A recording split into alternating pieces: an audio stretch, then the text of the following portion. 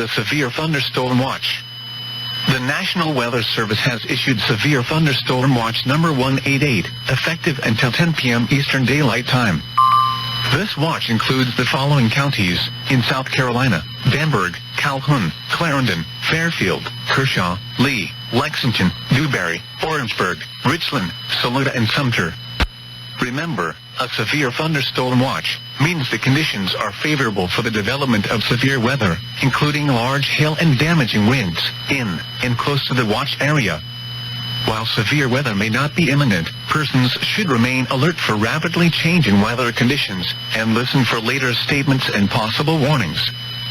Stay tuned to NOAA Weather Radio, local radio and television outlets, or internet sources for the latest severe weather information.